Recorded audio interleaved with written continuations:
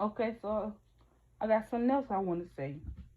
Like, people would literally only come into your life to waste your time because they're used to wasting their time.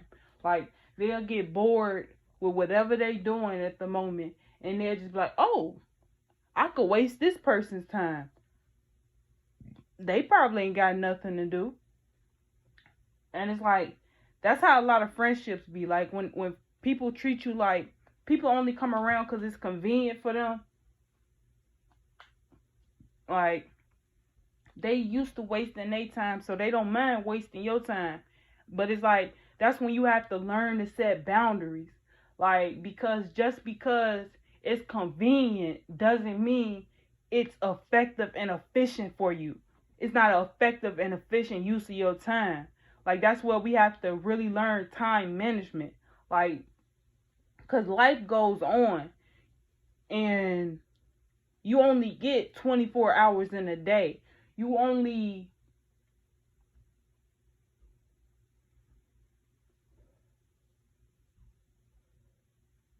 you can only use what you have available to you. Like that, like non-renewable and renewable resources. Your daily allowance is a renewable resource. If it's not time for your expiration date, because like we all have an expiration date. So it's like, as long as you're as long as it's not time for you to expire yet, your time is renewable.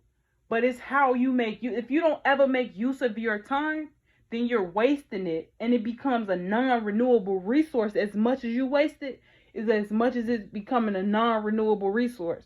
Whereas opposed to, if you keep making use of your time, you're renewing it each time, and you making an effective use of it. Like, in my opinion, working 8 hours a day, sleeping for 8 hours a day, and then only having 8 hours to yourself, that's not an effective use of your time for me. Like, that's not cool. Like, cause then you have some people that do 10 hours a day of work, then they only have 6 hours to themselves, because the rest of the, like, and barely that, because you work 10 hours a day, you gonna sleep for more than 8 hours. Like, in all actuality, you may just sleep for 10 hours, and then you only got 2 hours. You only got 4 hours to yourself for peace. From, like, you only have 4 hours of yourself to just be in the moment and do what you need to do. That's why, like, when a lot of people who work, they have a hard time keeping a clean house, or they have a hard time getting home cooked meals and efficient, like real good meals, because like, if you used to doing what's convenient, you only gonna go for what's convenient. That's why there's fast food restaurants, because after a long day of work, you ain't gonna want to cook your food. You gonna get somebody else to cook your food. Like, you can go to you can go to, not a fancy, you don't have to be necessarily fancy, but you can go to a good restaurant and get you something to eat, or you can go to McDonald's, Burger King, Wendy's, and get you something to eat, and you can get it like that. That's convenient. But like, going to a restaurant, a different restaurant, and getting a whole meal, that's like, that's convenient as well, but it's not as convenient as a fast food restaurant. That's why they make the most money, because in the morning it's easier to go get a sausage biscuit than to make your own biscuit and to fry your own sausage every morning. Like, that's gonna take time. And people don't have that sense of stillness to make an effective use of their time, because, like, okay, you don't want to, you will spend $2 a day on this biscuit, so that's $14 a week, but it takes $4 to make a batch of biscuits, and probably a total of I want to say $8, $8 to $10 for you to make to make you a whole batch of sausage biscuits for the week.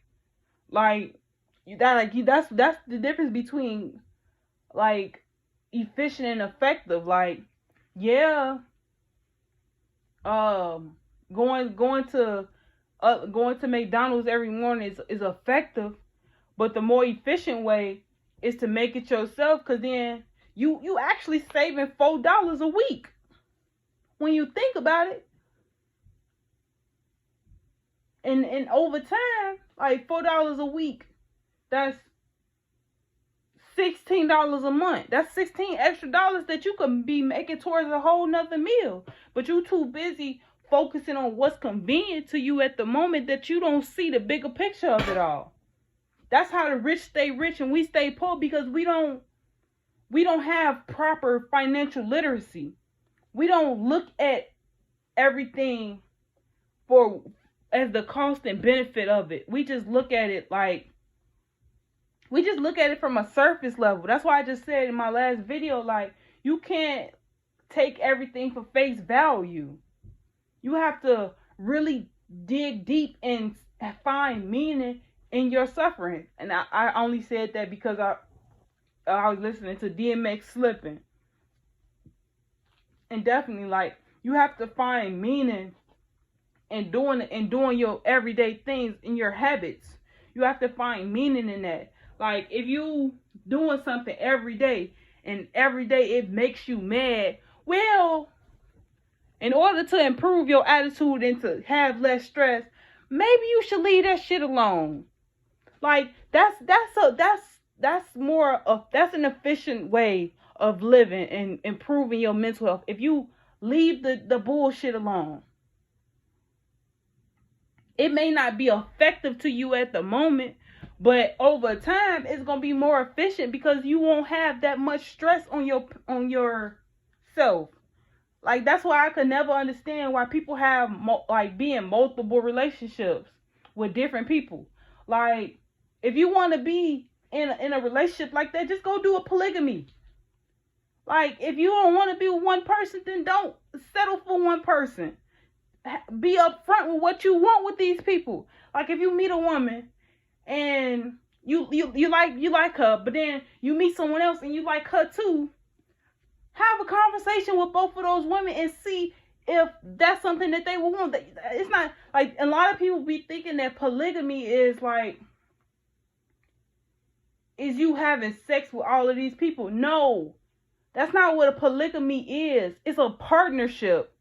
It's you creating a family based on the cost and benefits of having each other around. Like, say for instance, you have a woman that knows finances, right? She can help help you balance the checks and do all of that stuff. But she don't know how to cook. Y'all both like to eat, but neither one of y'all know how to cook. But you got a side chick that know how to cook. And it's like, why not introduce them to each other and be like, hey, we can make a better use of we can make a stronger bond if we come together and we do what we need to do. Or, like, for instance, like, if two people are in a relationship, right? Like, and a girl, she has her friend that's struggling by herself, a single mother that she has nobody and she ain't got nothing to do. Who's to say they can't have a relationship? They can't all live under the same roof and provide for each other, help each other, take care of each other.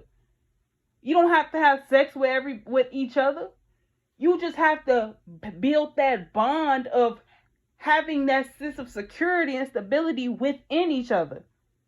Like, that's like you have to shift your perspective and see the cost and benefits of these things. You can't just say, oh, I want this because this look good. No.